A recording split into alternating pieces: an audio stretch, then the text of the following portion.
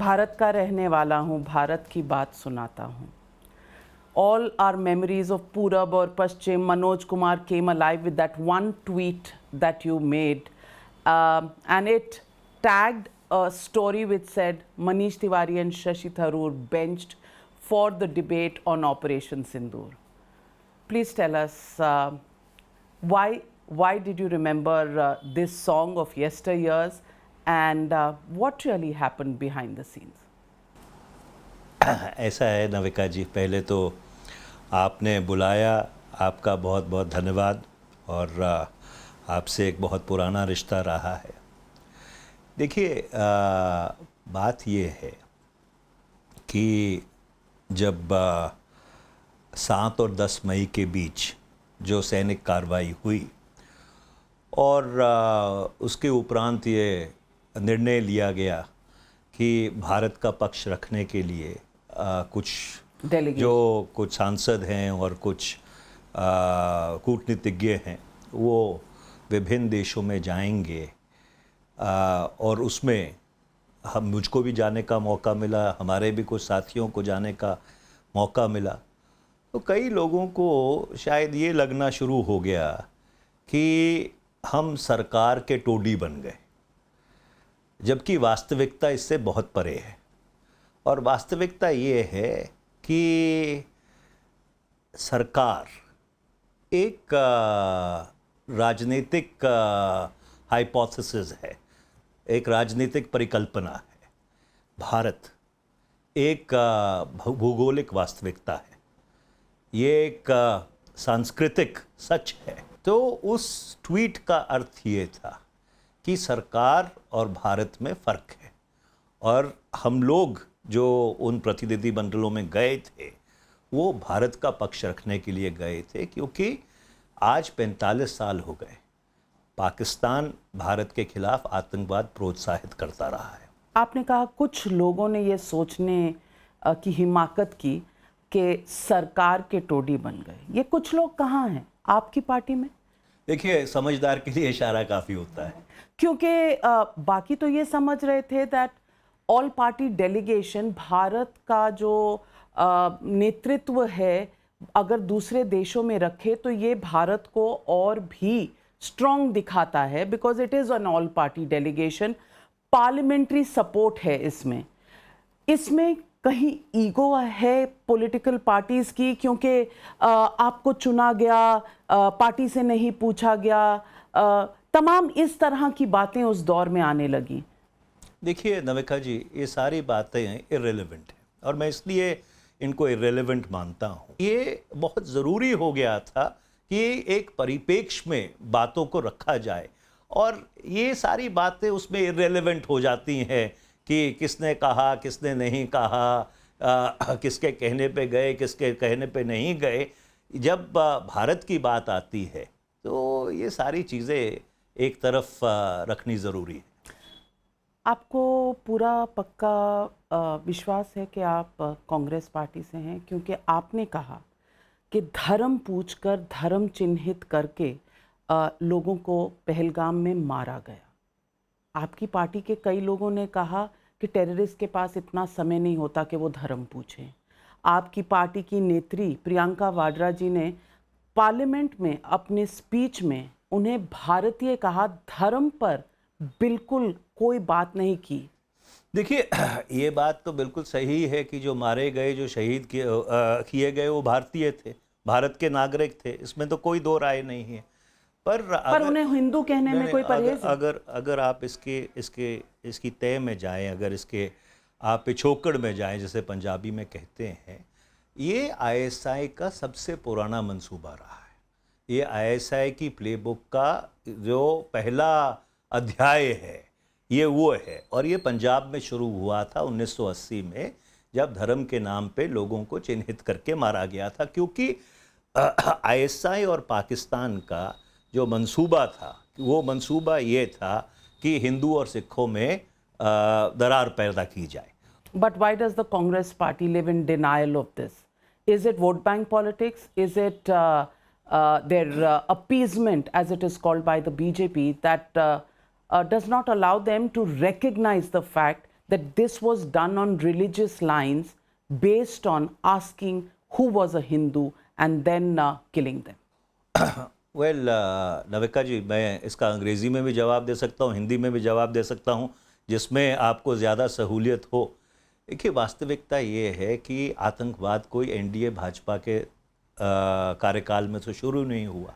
जैसे मैंने पहले कहा कि 1980 में शुरू हुआ और बहुत सारी सरकारों ने, चाहे कांग्रेस की रही हों, चाहे एनडीए भाजपा की रही हों, यूनाइटेड फ्रंट की रही हों, इससे उनको निपटना पड़ा है। तो जब आप राष्ट्रीय सुरक्षा की बात करते हैं, भारत की राष्ट्रीय सुरक्षा की सबसे बड़ी अगर कोई ढाल है, वो भारत की पंथनिरपेक्षता है, वो भारत का सिंक्रियाटिक ईथॉस है। जब हमारे डिप्लोमेटिक डेलीगेशंस बाहर गए भी, जितने डिप्लोमेटिक डेलीगेशंस गए, जिस जिस मुल्क में गए, हर व्यक्ति ने ये बात कही कि भारत एक मल्टीकल्चरल मुल्क है। और जो पाकिस्तान के मंसूबे हैं कि वो धर्म के नाम पर दरार पैदा करना चाहते हैं, क्योंकि वो मुल्क धर्म के ऊपर बना था, इस मंसूबे को जहाँ पे आपको मौका मिले ग्लोबल स्टेज के ऊपर, अंदर बाहर देश के लोगों को इसके बारे में बताना। आपने बहुत लंबा जवाब दिया, लेकिन मेरे सवाल का जवाब नहीं दिया। मैं आपसे पूछ रही हूँ कि कांग्रेस पार्टी को ये रिकॉग्नाइज करने में दिक्कत क्या है? किसी को कोई दिक्कत नहीं है। तो फिर हिंदुओं को पूछ के मारा गया, ये शब्द कांग्रेस के मुंह से निकलते क्यों नहीं? आप क्या कहते हैं, जब मार्च में बेंगलुरु में कांग्रेस पार्टी का अधिवेशन हुआ, नहीं, अहमदाबाद में जब अधिवेशन हुआ, उसका आप अगर प्रस्ताव पढ़िए तो जो बांग्लादेश में घटनाएं हुई हैं, जहाँ पे धर्म के आधार पे हिंदुओं को चिन्हित किया गया, उसका सीधा सीधा उसमें उल्लेख है।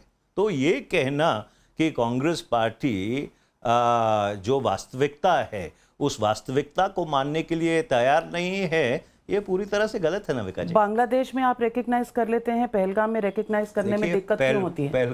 पहलगाम में भी सभी लोगों ने उस चीज़ की निंदा की, और सिर्फ यही नहीं है, पहलगाम की घटना के बाद चाहे कोई हिंदू हो, चाहे मुसलमान हो, चाहे सिख हो, चाहे ईसाई हो, चाहे वो जम्मू कश्मीर में रहता हो, चाहे वो केरल में रहता हो, चाहे वो मणिपुर में रहता हो, चाहे वो गुजरात में रहता हो, एक होकर सभी भारतीयों ने उस घिनौनी वारदात की पुरजोर शब्दों में निंदा की। इसी से कनेक्टेड एक और सवाल आपसे पूछती हूँ, क्या आपके मन में कहीं कोई शक, कोई शुभा, कोई डाउट है कि ये पहलगाम का अटैक पाकिस्तानी टेररिस्ट ने किया था? मेरा सदा ये मानना रहा है कि ये जो आतंकवाद भारत में फैलाया जाता है, इसकी जड़ पाकिस्तान है। क्योंकि जो आतंकवादी हैं, उनको हथियार कहाँ से मिल रहे हैं? भारत में तो वो हथियार आपको मिल नहीं सकते। जो RDX है वो कहाँ से आ रहा है? जो बॉम्ब्स हैं वो कहाँ से आ रहे हैं? सो इसलिए ये कहना कि पाकिस्तान इस मंसूबे के पीछे नहीं है, ये बिल्कुल गलत होगा। Pakistan is 100% complicit in exporting terror to India. दूसरी बात जो आपने कांग्रेस पार्टी के बारे में पूछी, देखिए, कांग्रेस पार्टी ने 2 प्रधानमंत्री आतंकवाद को खोए, एक नहीं 2। तो आतंकवाद का दर्द कांग्रेस पार्टी से ज़्यादा और कौन जानता है? और इसलिए जब देश की बात आती है और जब देश के ऊपर कोई आघात होता है, तो दलगत सियासत से ऊपर उठकर और जो भी हमारी अंदरूनी एक दूसरे से लड़ाइयाँ हैं, उनको एक तरफ रखते हुए सबको भारत के लिए खड़ा होना चाहिए। ये सबको पता है, लेकिन होते हैं क्या? सवाल इस बात का बिल्कुल होते हैं। देखिए, 2 चीजों में फर्क है। आपको बोलने तक नहीं दिया, शशि थरूर को बोलने तक नहीं दिया। You were part of delegations that went to foreign countries. आपको ये दर्द ट्वीट करना पड़ता है कि भारत का रहने वाला हूं, भारत की बात सुनाता हूं, और आपको बात सुनाने का मौका तक नहीं दिया। क्यों? क्योंकि आप भारत की बात करते और पार्टी की लाइन की बात ना करते। देखिए नविका जी, ये क्वेश्चन थोड़ा सा एक्सट्रीम हो गया। देखिए गलत क्या है इस क्वेश्चन में? क्या ये सही वाक्यों का समरी नहीं है? मैं आपको बताता हूँ। मैं ये मानता हूँ कि भारत का जो सार्वजनिक संवाद है उसमें मेरे पास क्वार्टर्स राइट्स हैं। तो अगर कोई मेरे को कहीं नहीं बोलने देता, फिर नविका जी जैसे दोस्त बुला लेते हैं तो हम अपनी बात कह लेते हैं। तो बात कहने के तो 100 ज़रिए हैं और वो सारे ज़रिए अगर इस्तेमाल करने हों तो वो किए जा सकते हैं, तो उसमें कोई बात नहीं है। देखिए अब लोकसभा में कौन बोला कौन नहीं बोला ये कोई माने नहीं रखता। नहीं रखता? रियली? दिल पे हाथ रख के दिल पे हाथ रख के कहिए कि ये मायने नहीं रखता। मैं आपको बता रहा हूँ क्यों। क्योंकि हर पार्टी को ये तय करना है कि भाई वो किसको बुलवाना चाहते हैं। अगर उनको लगा कि हमसे बेहतर कोई राष्ट्रीय सुरक्षा के ऊपर बात रख सकता है, उन्होंने उनको बुलवा दिया। उसमें कोई मुझे किसी तरह की आपत्ति नहीं है और ना ही मुझे किसी तरह से किसी झगड़ा है।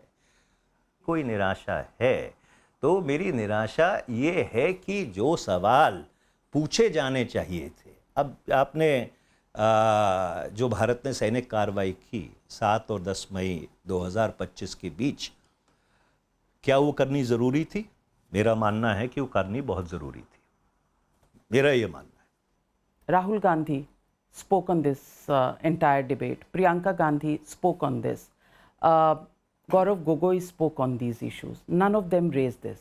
So are you disappointed with the leadership in your party for having literally wasted an opportunity to get the government on the mat as it deserved to be, or maybe answer questions and have across party lines a reasonable debate and discussion on what are the steps forward?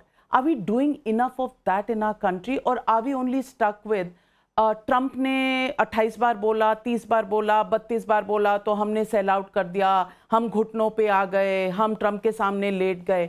Is that rhetoric getting us any? Well, actually, the reality is that nobody raised it in Parliament, including the government. अगर मैं treasury benches, अगर मैं विपक्ष की तरफ से अगर मैं बोलता तो ज़रूर ये सारे सवाल उठाता, क्योंकि मेरा मानना है कि ये गंभीर सवाल हैं जो भारत की सामरिक सुरक्षा से जुड़े हुए हैं।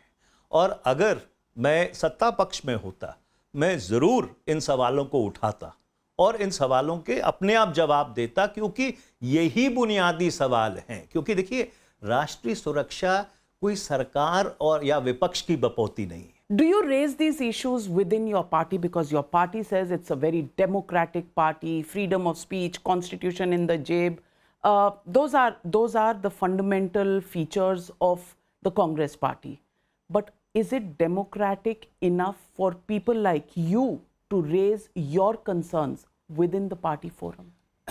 नविका जी, मैंने इसके ऊपर 5 किताबें लिखी हैं और और छठी मेरे पब्लिशर्स के पास है। तो इसलिए जब आएगी तब आएगी। मनीष तिवारी जी, देश की जनता से सच बोलने के लिए कोई मुहूर्त नहीं चाहिए? नहीं, मैं आपको साफ तौर पे कह रहा हूँ कि जहाँ तक राष्ट्रीय सुरक्षा को लेकर मेरी चिंताएं हैं, मुझे जो भी मौका मिलता है पार्टी के भीतर पार्टी के बाहर, मैं उसको बड़े बेबाक तरीके से लोगों के सामने रखता हूँ। और इसलिए सुनता कौन है? अब देखिए, ऐसा है कि अच्छा, आप कह देते हैं, सुनने वाला कोई नहीं। देखो, ये आपकी इंटरप्रिटेशन हो सकती है कि भाई हम लोगों को सुना नहीं जाता, क्योंकि आप बहुत मेजर कर रहे हैं, बहुत वे कर रहे हैं अपने वर्ड्स को, इसीलिए मैं कोशिश कर रही हूँ कि आप निडर होके बोलें।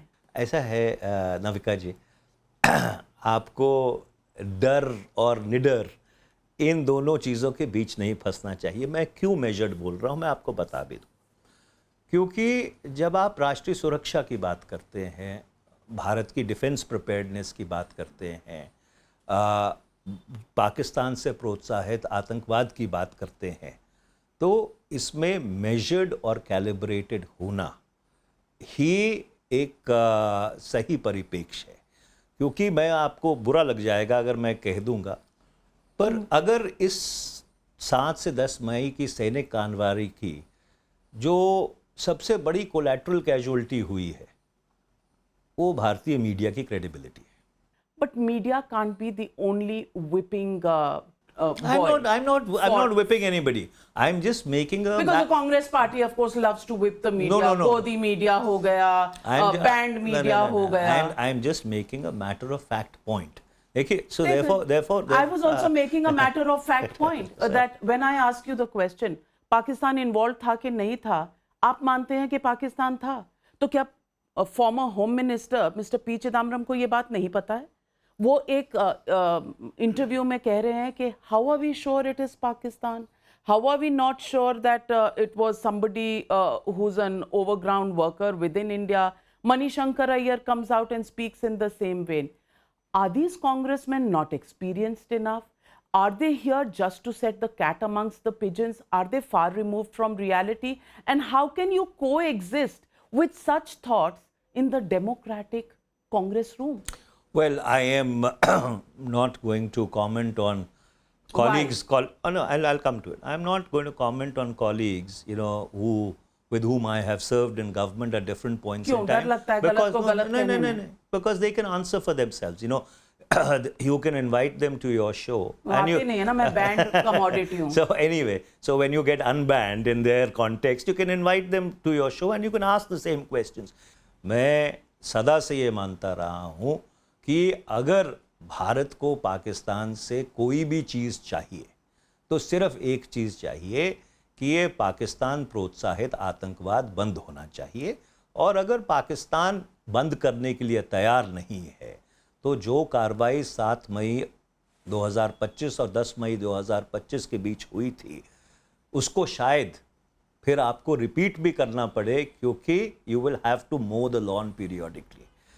आतंकवाद और द एक्सपोर्ट ऑफ टेरर और asymmetric warfare is a part of the strategic doctrine of Pakistan, and India's policy makers and political elite need to understand this very clearly without any compunctions. What is your view on Trump's statement?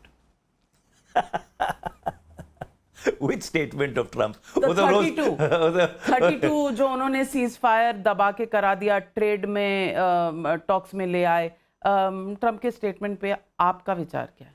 देखिए, मैं आपको नहीं, आप मुझे सीधा जवाब सीधा जवाब देता हूँ कि it's completely off the charts if you want a straight answer. और उसका कारण ये है, देखिए, जब भी कोई कॉन्फ्लिक्ट होता है या जब भी कोई इस तरह की परिस्थिति पैदा होती है और जिसमें 2 परमाणु हथियारों से लैस देश उसमें शामिल हैं, तो दुनिया में चिंता तो बढ़ती है.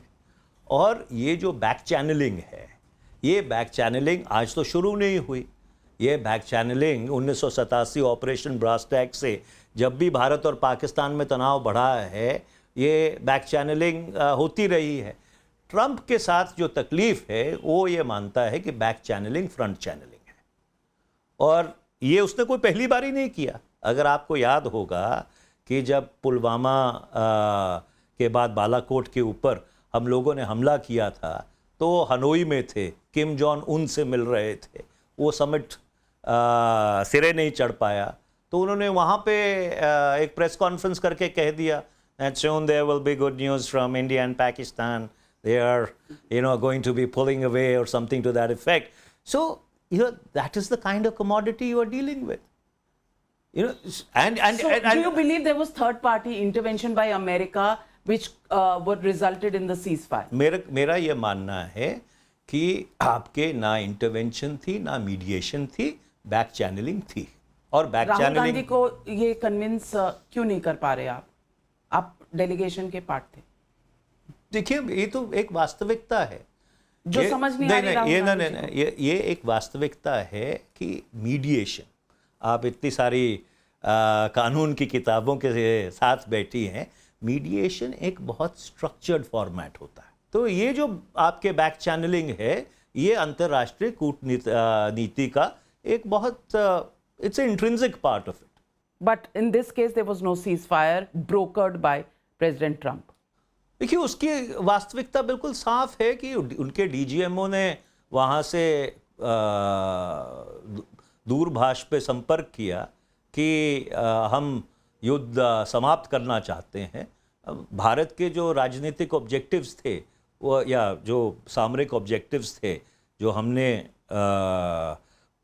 पॉलिटिकल ऑब्जेक्टिव्स ऑफ वॉर दिए थे फौज को, वो पूरे हो गए। तो इसके बाद But the Congress ceasefire हो party गया। doesn't understand that, and they will That's your interpretation that the Congress and they will party not has. understand it from you. So let me ask you then the next question. The next question is that your party says, भाई इतना तो तुमने मार दिया था तो PoK ले आते, जिस पे बीजेपी कहती है कि पीओके 71 में ले आते। तुम्हारे पास तो 93,000 प्रिजनर्स ऑफ वॉर भी थे, तुम्हारे पास 15,000 स्क्वायर माइल्स का एरिया भी था, तब क्यों नहीं किया? How do you stand on this debate? देखिए, मैं वही आपको कह रहा था जिस बात से मैंने शुरू किया था कि जब राष्ट्रीय सुरक्षा पे बहस होनी चाहिए, संजीदा, संवेदनशील और गंभीर होनी चाहिए। कुछ वास्तविकताएं हैं और उन कुछ वास्तविकताओं को आपको एक परिप्रेक्ष्य में देखना पड़ेगा। इस तरह के बयान दोनों तरफ से, आपको याद होगा कि अगस्त 2019 में एक बयान आया था कि हम अस्काई चीन भी ले लेंगे। तो इस तरह के जो बयान हैं, इन बयानों से बचने की ज़रूरत है, क्योंकि दोनों तरफ, सारी तरफ बचने की ज़रूरत है। क्योंकि आप जब राष्ट्रीय सुरक्षा, भारत की सामरिक नीति की बात करते हैं तो ये जो ओवर द टॉप हाइपरबोल है सारी तरफ से, इससे कोई फ़ायदा नहीं होने वाला। पर जो वेस्टर्न थिएटर है, वेस्टर्न थिएटर में जो लाइन है, सीज फायर लाइन जिसको आप LOC कहते हैं, वो थोड़ी बहुत इधर उधर हुई होगी 49 से लेके 2025 तक। वो ना भारत के फेवर में ना पाकिस्तान के फेवर में कोई लंबा चौड़ा इधर उधर गया है। ये एक सामरिक वास्तविकता है। इस चीज़ को आपको आपने कभी कांग्रेस पार्टी की इंटरनल मीटिंग में ये समझाया? देखिए, लुट गया, भारत की जमीन चली गई। देखिए, ऐसा है कि मेरी ये कोशिश रहती है कि जिससे भी बात हो, इन चीज़ों को एक परिप्रेक्ष्य में उनके सामने रखा जाए, जिससे कि जो मेरी समझ है, मैं अपनी समझ उनके समक्ष रख सकूं। अब कौन कितना उससे सीख लेना चाहता है या कौन कितना उसको अपने संज्ञान में लेना चाहता है, वो तो मैं उनके विवेक पे छोड़ता हूं। पर हाँ, अपनी तरफ से ज़रूर कोशिश करता हूं। Do you and Shashi Tharoor exchange notes these days? Why do you think that we are estranged from each other? Is that the feeling you get? Estranged from the party or the line of the party, so to speak. देखिए, ऐसा है, शशि अब से नहीं, जब से सांसद बने हैं 2009 में, तब से मित्र हैं और हमारी बातचीत होती रहती है। और उनका भी एक अपना बहुत लंबा तजुर्बा है और उस तजुर्बे से बाकी पार्टी से आप दोनों की बातचीत कितनी होती है, इस पर भी थोड़ा if you can enlighten us. देखिए, मैं शशि के बारे में तो नहीं कह सकता क्योंकि he is in the best position to answer for himself. पर हाँ, जो मुझे लगता है कि मुझे बताना चाहिए, मैं वो ज़रूर अपनी पूरी क्षमता से बताने की कोशिश करता हूँ। ऑडियंस में कौन होता है? अब ऐसा है कि ऑडियंस में ये कोई पब्लिक मीटिंग नहीं है कि इसके लिए ऑडियंस चाहिए, पर जहाँ ज़रूरी है वहाँ पे अपनी बात, जो मेरी समझ है, मैं ज़रूर रखने की कोशिश करता हूँ। ये पूरे पाकिस्तान एंड इंटरनल सिक्योरिटी के कॉन्टेक्स्ट में I want to ask you another question. In 2010 the UPA was in power and they started a saffron terror theory. देखिए, कांग्रेस पार्टी ने कभी ये नहीं कहा कि भगवा आतंकवाद था। मेरा जवाब सुन लीजिए। जनार्दन द्विवेदी हमारे चेयरमैन थे मीडिया डिपार्टमेंट के 2009 से लेकर 2013 तक। आप अगर अतीत में जाएं तो जनार्दन द्विवेदी जी के एक नहीं कई बयान हैं कि हम भगवा आतंकवाद या इस तरह की जो टर्मिनोलॉजी है उसको बिल्कुल सिरे से खारिज करते हैं, क्योंकि कांग्रेस पार्टी का यह मानना रहा है कि आतंकवाद का ना कोई धर्म है, ना कोई मज़हब है, ना कोई जाति है। आतंकवाद आतंकवाद है, और आतंकवाद को नस्ते नाबूद करना, इसको जड़ से उखाड़ना, ये हम सबका मनीष तिवारी जिम्मेवारी जी, है। मुझे हार्ट अटैक हो जाएगा अगर आप जनार्दन द्विवेदी की बात को ज्यादा महत्व देंगे और पी चिदम्बरम सितंबर 2010 में जो विज्ञान भवन में एज होम मिनिस्टर कह रहे थे, where he referred to the term saffron terror. In 2013, the then home minister Sushil Kumar Shinde made the statement of Hindu terror, saffron terror, and that was also in a Congress adhiveshan that was done. I want to ask you, are you saying that the country should believe Janardhan Dwivedi or the two home ministers who were making these statements? Well, the country should believe Mr. Janardhan Dwivedi, because Mr. Janardhan Dwivedi was the chairperson of the AICC media department, and he was the... Is this the One second. Is this the only instrument to save your party that you can find? No. Let me complete. And he was the authoritative voice of the Congress party. Not the home ministers? Well, he was the authoritative voice of the Congress party, and not once, repeatedly and explicitly, he had stated that we do not subscribe to linking any color to terror. We do not subscribe to the term saffron terror. Why should and it we do not not be? believe, and let me complete, and we do not believe that terrorism has any religion. Here, the account of Mehboob Muzaffar, who says that he was asked to blame Mohan Bhagwat, he was asked to blame the other people on this, and he was thrown out. That happens through a political process. It does not happen through the law as it exists in these books sitting here. मुझे एक बात बताइए कि अगर आप जो बात कह रही हैं वो सही है, तो ये फैसले में क्यों नहीं लिखी गई? आप ये कह रही हैं कि इन इन्वेस्टिगेशंस में राजनीतिक इंटरफेरेंस थी, और मैं इसको सिरे से खारिज करता हूँ, और मैं आगे आपको ये बात कहता हूँ कि अगर जो आप कह रही हैं या जो लोग इल्ज़ाम लगा रहे हैं ये सही है, या even if it had an iota of truth to it, why didn't it find reflection in the judgment? Okay, fair point. Let's see what happens. आगे क्या होता है. But एक एटम बॉम्ब भी मिला है, आपको पता है? एक एटम बॉम्ब मिला है कर्नाटका में, जिससे पता चलेगा कि इलेक्शन कमीशन चोरी करता है और बीजेपी चोरी करता है. राहुल गांधी का स्टेटमेंट है. This constant war with the constitutional authority like the election commission, कभी ईवीएम, कभी इलेक्टोरल रोल, तेजस्वी यादव सिंह मेरा नाम नहीं है जबकि नाम है, राहुल गांधी सेइंग दैट हम आपको पाताल लोक से ढूंढ के लाएंगे, threatening the election commission. Do you think this augurs well for democracy? देखिए, बड़ी दुर्भाग्यपूर्ण बात है, और बहुत जिम्मेवारी से मैं ये बात कह रहा हूँ कि चुनाव आयोग की जो विश्वसनीयता होनी चाहिए थी, चुनाव आयोग की वो विश्वसनीयता नहीं रही. खासकर जो ये SIR वाला मामला है, देखिए जो ये स्पेशल इंटेंसिव रिव्यू है, शायद आपको इस बात की जानकारी हो कि वर्ष 2022 में जो रिप्रेजेंटेशन ऑफ पीपल्स एक्ट 1950 है, उसको NDA भाजपा सरकार ने संशोधित किया था. उसमें 2 नए सबसेक्शन जोड़े गए थे, 23(4) और 23(5), और उन सबसेक्शंस में ये साफ तौर पे कहा गया था कि जो आधार है, आधार आपकी वोट को प्रमाणित करने का एक पुख्ता जरिया है. साफ तौर पर 23(4) और 23(5) में लिखा गया था.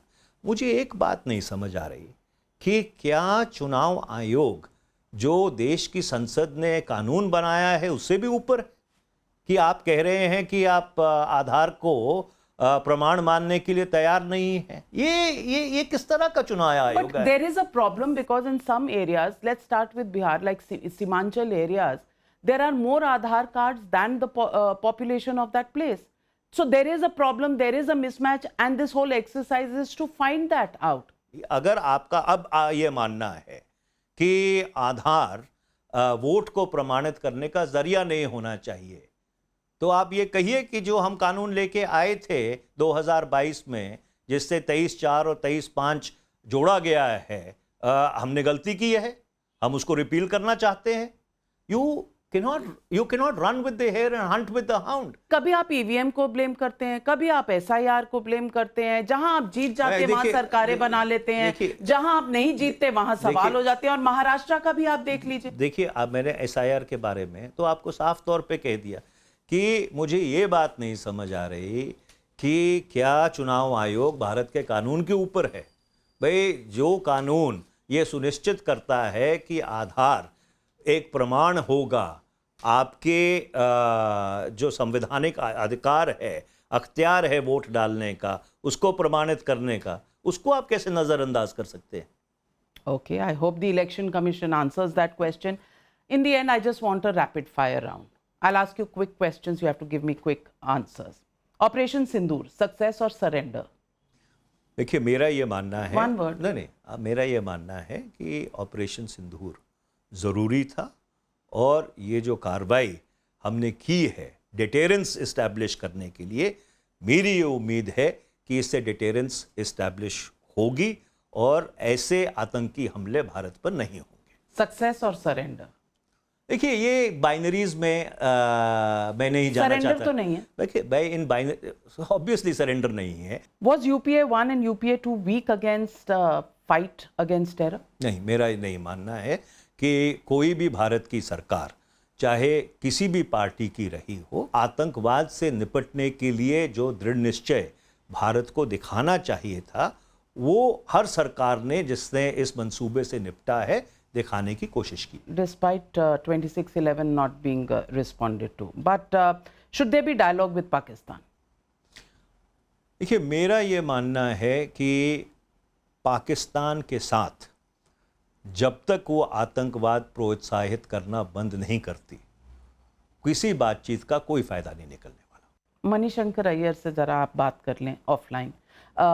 Who first told you that you were part of the all-party delegation? वो किरण रिजिजू ने फोन किया था। जयराम रमेश और Chidambaram, who's the better China guru?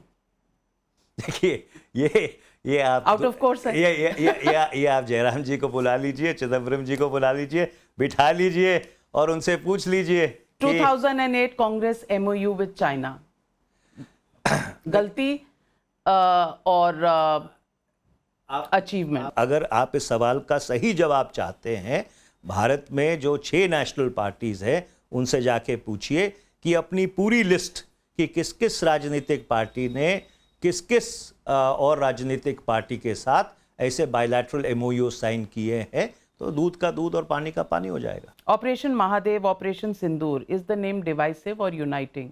देखिए, बुनियादी बात यह है कि पाकिस्तान के खिलाफ कार्रवाई करना ज़रूरी था। मेरे को कोई नाम किसी ऑपरेशन का डिविजिव नहीं लगता, क्योंकि मैं नाम को नहीं देखता, मैं कार्रवाई को देखता हूँ। Is India dead economy? देखिए, जहाँ तक भारत की अर्थव्यवस्था का सवाल है, भारत की अर्थव्यवस्था एक बढ़ती हुई अर्थव्यवस्था है। उसमें समस्याएं हैं, आपके जो असमानताएं हैं, हमारी इनकम डिस्ट्रीब्यूशन में बहुत बड़ी चुनौती है, बेरोज़गारी बहुत बड़ी चुनौती है। वो समस्याएं अपनी जगह हैं, पर जहाँ तक भारत की अर्थव्यवस्था का फैलाव है, वो फैलाव तो बढ़ ही रहा है। Describe Trump.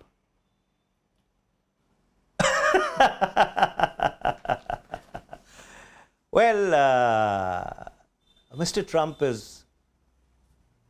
is unrolling the entire strategic architecture which the US has very assiduously created from 1945 onwards, since the end of the Second World War.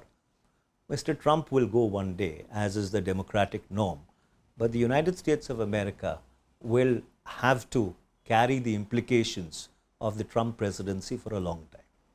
Narendra Modi, वो भारत के प्रधानमंत्री, what do you think of him?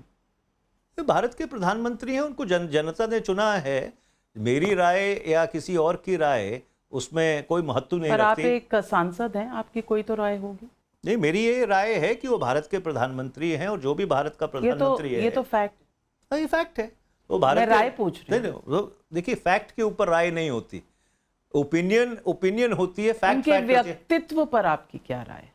जैसे मैंने आपको पहले कहा कि वो भारत के प्रधानमंत्री हैं, उनको लोगों ने चुना है, और जो भारत का प्रधानमंत्री है वो एक वास्तविकता है।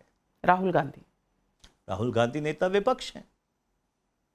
एंड आपकी उन पे राय? मैं आपको कह रहा हूं कि वो पूर्व कांग्रेस के अध्यक्ष हैं, नेता विपक्ष हैं। जिस संसदीय दल का मैं सदस्य हूं उसके वो देता हैं, ये वास्तविकता है। कितना बच रहे हैं आप? ये अरे, कौन सा सुरक्षा कवच चाहिए कांग्रेस में रहने के? ये अगर मैं नरेंद्र मोदी जी के बारे में वास्तविकता की बात करता हूं तो ऐसी टिप्पणी नहीं आती है। अगर श्री राहुल गांधी के बारे में ऐसी वास्तविकता की बात करता हूं तो आपकी तरफ से टिप्पणी आ जाती है। नहीं, मैंने टिप्पणी तो नरेंद्र मोदी पे भी की थी। Be true to the media once in a while, if not every day and on every question. High command Congress party का है कौन? हाईकमांड कांग्रेस पार्टी का है कौन? मतलब ये हाई कमांड, मैं तो अब मतलब 40-45 साल में ये समझने की कोशिश कर रहा हूँ कि ये राजनीतिक पार्टी है कि ये फौज है। ये आप लोगों ने अजीब ही परिभाषा, ये मल्लिकार्जुन खड़गे को कोट कर रही हूं, जिन्होंने कहा कि कर्नाटका में वो जो म्यूजिकल चेयर्स हैं, सिद्धारमैया वर्सेस DK शिव कुमार, उन्होंने कहा कि ये हाईकमांड तय करेगा। तो क्या कांग्रेस प्रेसिडेंट मल्लिकार्जुन खड़गे कांग्रेस पार्टी के हाईकमांड नहीं है? देखिए, मैं ये जो शब्दावली है हाईकमांड की, चाहे कांग्रेस की हो, चाहे बीजेपी की हो, चाहे CPI CPM की हो, मैं इससे इत्तेफाक नहीं रखता। कांग्रेस पार्टी के अध्यक्ष मल्लिकार्जुन खड़गे हैं, कांग्रेस पार्टी की संसदीय दल की नेता श्रीमती सोनिया गांधी हैं। तो इसलिए वास्तविकताओं के आधार पर बातचीत करनी चाहिए। ये जो एक मेटाफोरिकल हाईकमांड मीडिया ने या लोगों ने बना रखा है, मीडिया ने नहीं, ये कांग्रेस पार्टी का ही है। तो बीजेपी के हाईकमांड की भी तो आप बात करते हैं। मल्लिकार्जुन खड़गे जिस दिन बीजेपी की हाईकमांड की बात करेगी, मैं ये सवाल पूछ लूंगी बीजेपी से। बीजेपी वाले भी तो बीजेपी हाईकमांड की बात करते हैं। हाँ, तो आप बीजेपी से हैं? नहीं, तो मैं आपसे ये सवाल नहीं पूछ सकती। नहीं, मैं ये कह रहा हूँ, मैं ये कह रहा हूँ कि ये जो सारी शब्दावली है, ये जो टर्मिनोलॉजी है, ये जो अलंकार है, हाईकमांड एक फौजी टर्मिनोलॉजी है। जब फौजें लड़ने जाती हैं, जब मिलिट्रीज लड़ने जाती हैं, तो उसमें एक हाईकमांड होती है। और कांग्रेस पार्टी तो फौजी पार्टी हो नहीं सकती, इतनी इनडिसिप्लिन है। और जहाँ तक राजनीतिक पार्टियों का सवाल है, राजनीतिक पार्टियों में संगठन होते हैं, संगठन के कोई मुखिया होते हैं, कोई महासचिव होते हैं। मैं उम्मीद करती हूँ मनीष तिवारी जी, आपका ये जो नपा तुला जवाब है आपको प्रोटेक्ट करे, आपके लिए सुरक्षा कवच बना रहे। ऐसा है दविका जी, मुझे किसी किस्म का सुरक्षा कवच की ज़रूरत नहीं है। पर हाँ, इतने सालों में मैंने एक चीज़ सीखी है कि अगर भारत को आगे बढ़ना है और भारत को प्रगति करनी है, and India has to punch to its true potential, this he said, she said, which has the staple of our political discourse, has to stop. It has to be a serious political debate, and therefore in the penchant of sensationalism or for sensationalism, we end up sacrificing our national interest. That is my worry. Manish Tiwari, I couldn't agree with you more. And the fact, of course, you're a true blue Punjabi just like me, the fact that you're fearless actually warms our hearts, because Punjabi कभी डर नहीं सकते, ऐसा कहा जाता है. This is not a comment on other regions of this country. उसका एक कारण है, क्योंकि साडी ਜਿਹੜੀ ਸੰਸਕ੍ਰਿਤੀ ਹੈ ਉਹਦੇ 'ਚ ਇੱਕ ਦੋ ਲਾਈਨਾਂ ਨੇ ਕਿ ਖਾਦਾ ਪੀਤਾ ਲਾਹੇ ਦਾ ਤੇ ਬਾਕੀ ਅਹਿਮਦ ਸ਼ਾਹੇ ਦਾ, ਤੇ ਜਿਹੜਾ ਖਾ ਪੀ ਲਿਆ ਉਹ ਆਪਣਾ ਹੈ, ਬਾਕੀ ਤਾਂ ਰੱਬ ਦਾ ਹੀ ਹੈ। रब देखेगा। Thank you so much, and it's been a pleasure. Absolutely. After a long time, I hope I'm not boycotted more by the Congress party, and I hope. Well, I can't say about the Congress party, but you're not boycotted by me. That's because we both have our hearts beating for the country, and we do what we do for the country. Thank you very much, Manish.